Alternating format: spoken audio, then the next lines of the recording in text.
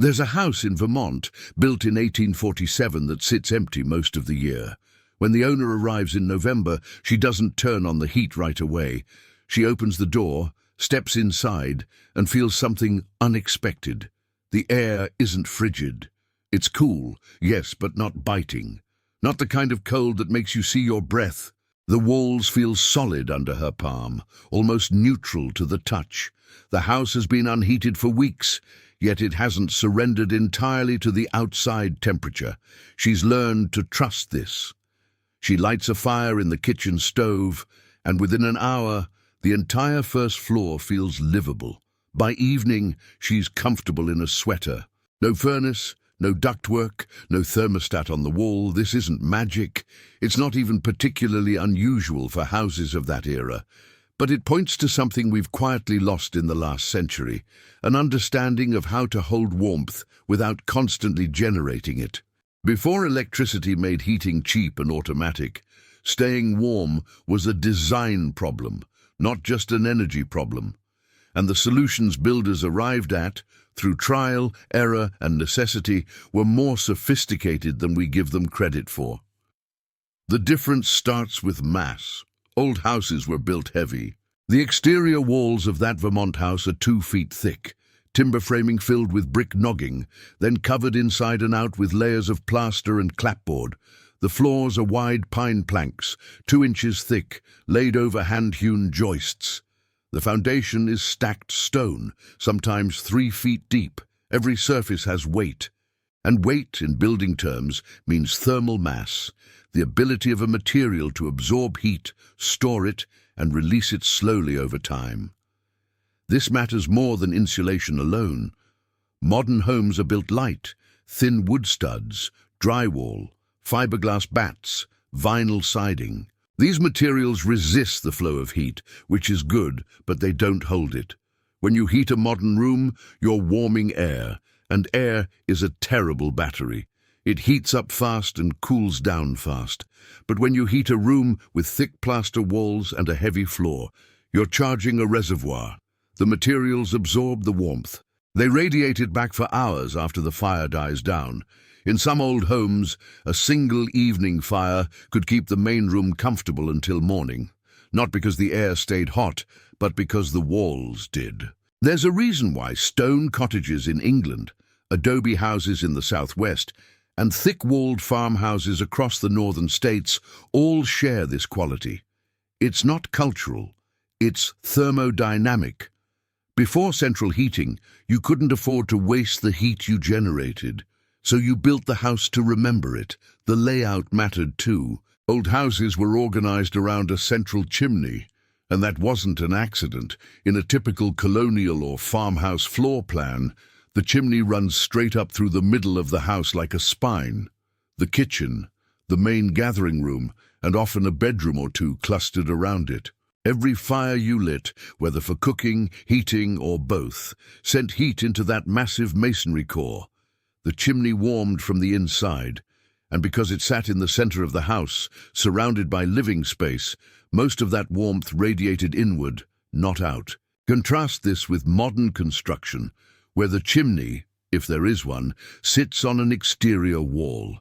It's more convenient for installation, but it's thermally backward. Heat escapes through the outer wall and up into the sky. You're essentially warming the outside. The old builders understood that heat rises and radiates, so they positioned the heat source where it could do the most work.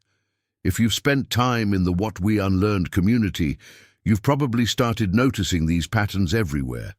The small, invisible choices that used to shape how people lived. If this kind of practical history interests you, go ahead and subscribe so you don't miss the next one.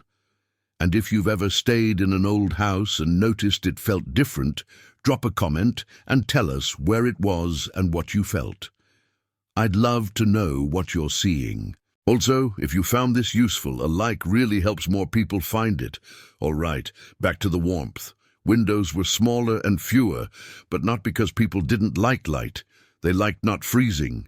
Glass, even thick wavy glass, is a terrible insulator. In winter, A window is essentially a hole in your wall that you've covered with something slightly better than nothing.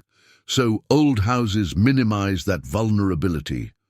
Windows were placed strategically, south-facing when possible, smaller on the north, and often fitted with interior shutters, solid wood panels that closed at night. These weren't decorative. They added another layer of insulation and blocked radiative heat loss. You'd close them at dusk and open them in the morning.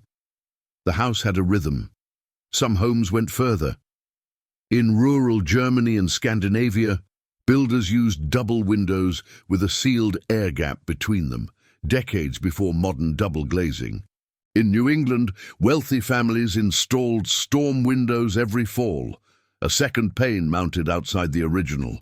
Poor families stuffed rags in the gaps or covered windows with oiled paper in the coldest months. It was labor, yes, but it worked. You adapted the building to the season rather than overpowering the season with machinery.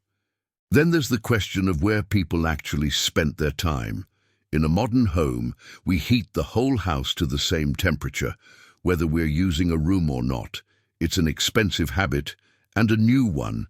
In older homes, you heated the space you occupied. The kitchen was the warm heart of the house, because that's where the cook stove burned all day. Families gathered there.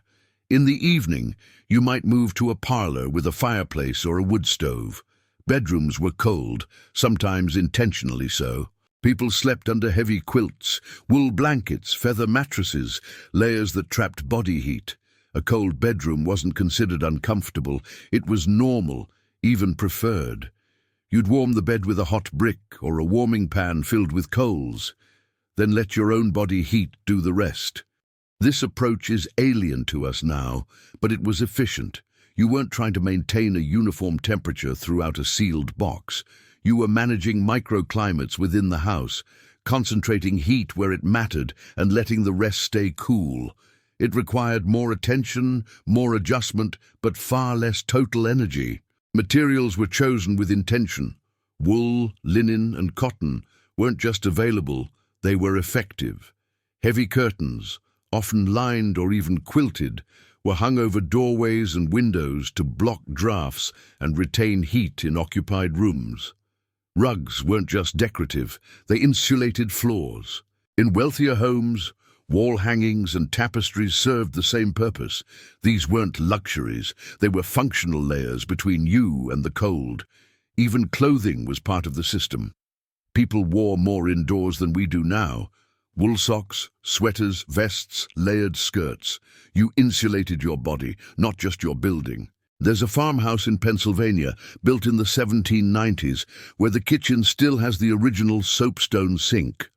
Soapstone was prized because it absorbs heat and radiates it slowly. The same reason it was used for bed warmers, griddles, and fireplace surrounds. Stand next to a soapstone stove on a winter morning, even hours after the fire has gone out, and you'll still feel warmth. Builders knew which materials gave back what they received. Brick, stone, plaster, soapstone, thick wood. They all acted as passive radiators, extending the life of every fire. The structure itself was built tight, but breathable. This is a subtle distinction we've lost. Old houses were sealed against wind, caulked, chinked, weather-stripped where possible, but they weren't airtight. They allowed a small, controlled exchange of air, which prevented moisture buildup and rot. Modern homes, obsessed with efficiency, are often sealed so tightly that they require mechanical ventilation. Without it, humidity condenses inside walls, mold grows, air quality suffers. The old approach was less extreme. You stopped the drafts, but you let the house breathe. It was a balance, not a battle. Another factor, people moved less, not geographically, though that's also true, but within the house. Families spent more time in fewer rooms. The kitchen, the parlor, maybe a workroom. Bedrooms were for sleeping. Hallways were kept short or eliminated. This compact living reduced the volume of space you needed to warm. Modern homes sprawl.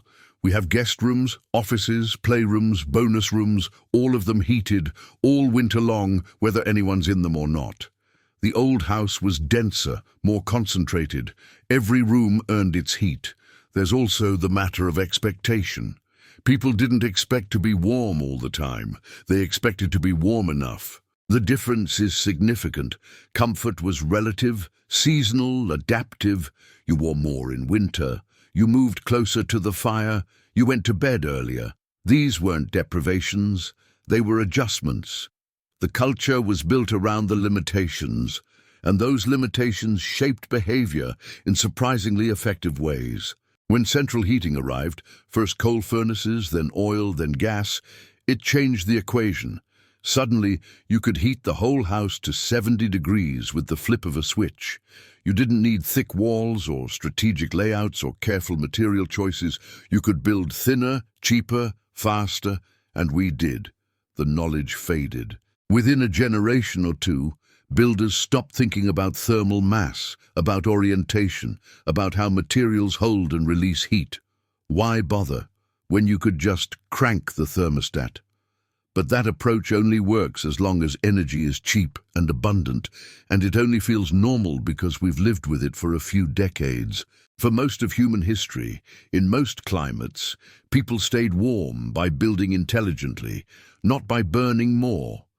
They worked with the physics of heat, not against it.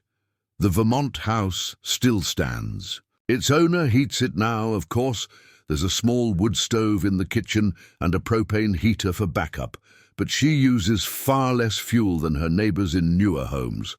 The house does half the work. It absorbs the heat, holds it, gives it back. She's learned to read it, to know when to open a window for fresh air, when to close the shutters, when to let the sun do the warming.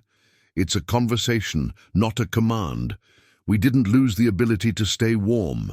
We outsourced it. We traded knowledge for convenience, and in the process, we built homes that are thermally fragile, dependent on constant energy input, unable to coast, unable to remember. The old houses weren't perfect. They were drafty by our standards, labor-intensive, often uncomfortable by modern measures, but they were coherent. They made sense. They worked with the world instead of trying to dominate it.